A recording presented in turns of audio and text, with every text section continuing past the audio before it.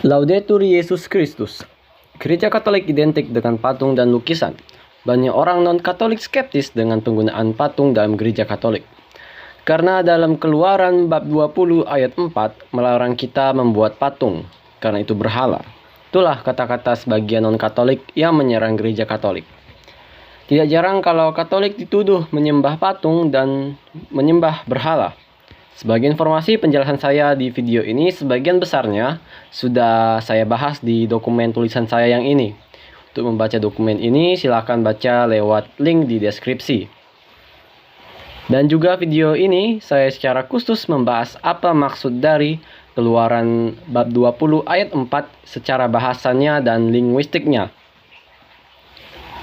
Apakah kamu sadar kalau Alkitab TB2 tidak menggunakan kata patung, tapi berhala? Silakan lihat perbedaan terjemahan TB1 dan TB2. Kenapa bisa begitu? Kalau dari opini saya, tampaknya LAI sudah lebih banyak menggunakan teks Septuaginta pada terjemahan Perjanjian Lama. Karena itu, untuk video ini saya bahas Keluaran bab 20 ayat 4 dari sisi bahasa yang terdapat di Septuaginta. Septuaginta itu adalah teks Perjanjian Lama, tapi dalam bahasa Yunani.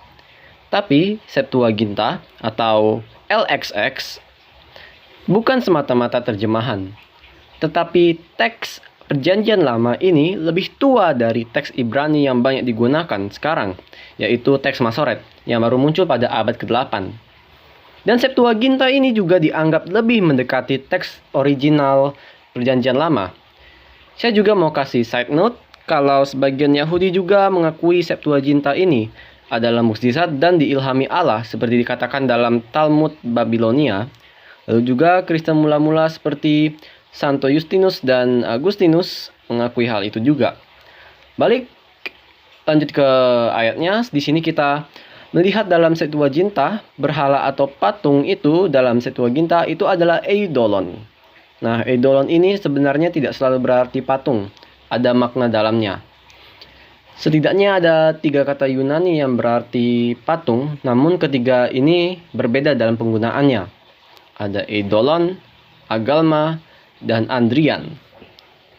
Kalau dilihat dari pengertian dari eidolon, eidolon memang dapat berarti patung, tapi lebih spesifiknya patung berhala.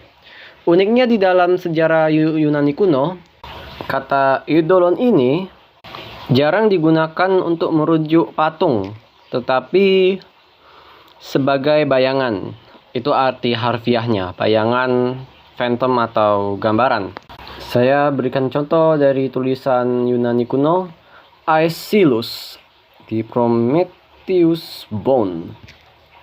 Itu tertulis kalau sengat itu kembali menusuk aku yang celaka bayangan Argos yang lahir dari bumi. Ini tentu saja bukan patung, bukan benda mati, tapi orang yang hidup, bayangan Argos. Kita lanjut ke Homer yang juga menggunakan eidolon untuk merujuk ke bayangan.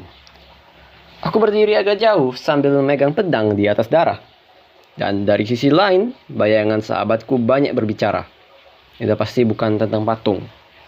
Lalu terakhir ke Plato yang menggunakan kata eidolon untuk merujuk kepada suatu gambar. Ya, memang kita sebut juga pupil karena ia adalah semacam gambaran dari orang yang memandang. Kau berkata benar. Tapi kenapa konteks Alkitab malah sering mengaitkan ke berhala? Karena ini disengaja oleh para penulis kitab suci, baik Yahudi dan Kristen, yang menggunakan kata eidolon ini bukan secara harfiah, tetapi mereka menggunakan secara polemik. Intinya ini untuk menyerang dan menunjukkan rasa negatif mereka terhadap berhala. Santo Robertus Bellarminus telah menjelaskan ini, di mana ia mengatakan berhala adalah keserupaan yang palsu, yaitu representasi dari sesuatu yang sebenarnya tidak ada. Contohnya ketika bangsa-bangsa kafir mendirikan patung Venus atau Minerva, tanda-tanda itu disebut berhala karena menggambarkan dewa-dewi perempuan, padahal dewa-dewi seperti itu tidak ada dan tidak mungkin ada. Gambar Kristus dan para kudus bukanlah berhala. Demikian pula gambar Tritunggal atau para malaikat bukanlah berhala. Karena tidak dimaksudkan untuk menggambarkan hakikat ilahi Tritunggal atau hakikat malaikat. melainkan untuk menyatakan bentuk penampakan mereka atau sifat-sifat yang dikaitkan dengan mereka. Setelah itu, ia menjelaskan kalau berhala adalah sebagaimana dijelaskan oleh Eustathius dalam buku 2 atas Odyssey, suatu gambaran kosong yang seringkali tidak memiliki padanan dalam kenyataan.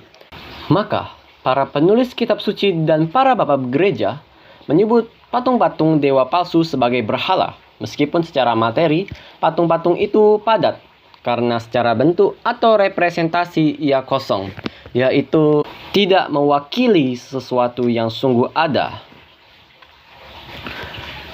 Kemudian Kardinal Nicholas dari Kusa menjelaskan bagaimana para pagan Yunani memandang patung sesembahan mereka. Nicholas dari Kusa di sini juga mengatakan kalau pagan Yunani percaya sosok Allah yang maha tinggi.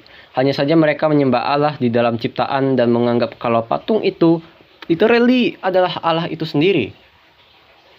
Atau yang lain menyembah dia dalam hal-hal di mana mereka melihat penyataan keilahiannya dengan menafsirkan apa yang mereka amati secara indrawi sebagai petunjuk menuju sebab dan permulaan segala sesuatu.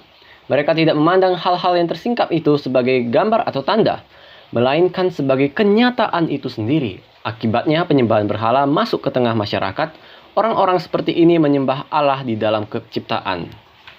Inilah alasan kalau bangsa Israel itu mereka tidak mengatakan merujuk pada berhala itu sebagai inilah Allah barumu, melainkan inilah Allahmu yang telah menuntun engkau keluar dari tanah Mesir.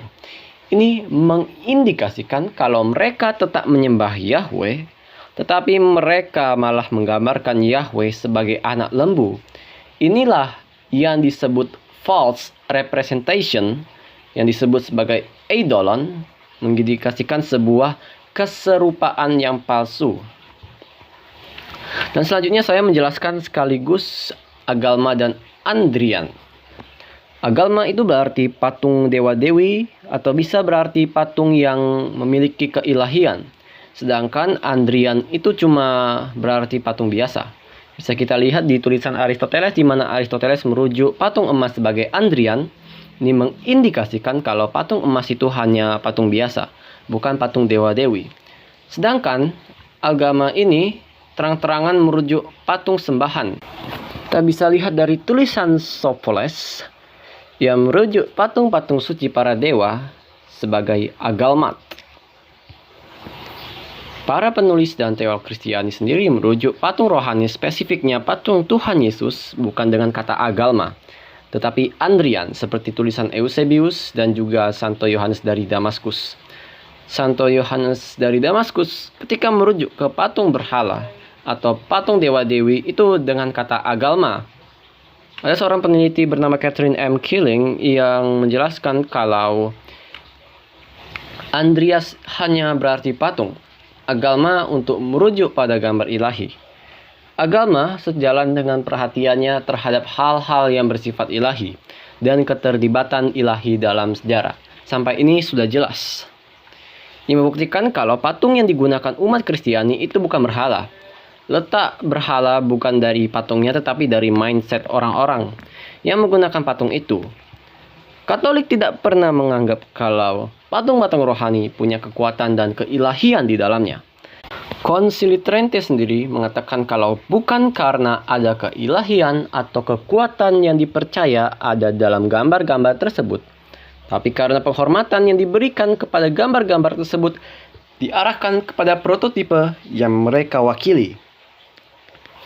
Contoh atau analogi, saat kita menghormati bendera, kita bukan menghormati kainnya, tapi menghormati negara kita, yang dimana negara kita diwakili melalui sebuah bendera itu. Itulah pemahaman yang selaras dengan pemahaman Katolik. Sedangkan tindakan berhala itu di mana umat atau penyembah menganggap kalau patung itu literally Allah itu sendiri, benar-benar Allah itu sendiri yang mengandung keilahian yang terperangkap di patung itu. Dan itu jelas itu salah. Di cara orang Katolik menghormati patung dengan cara orang pagan menghormati patung itu udah berbeda. Patung bagi Katolik hanya representasi dan alat bantu. Sementara pagan itu sudah menganggap kalau patung itu literally God himself, atau ada keilahian di dalam patung itu. Orang Katolik sangat hati-hati dalam penggunaan patung. Seorang imam Katolik Inggris, George Leo Haydock, mengatakan jika patung atau ikon dijadikan berhala sehingga menghasilkan penyimpangan, maka patung atau ikon itu dihilangkan. Sekian dari saya, semoga penjelasan saya bisa bermanfaat bagi kita. Salve, Tuhan memberkati.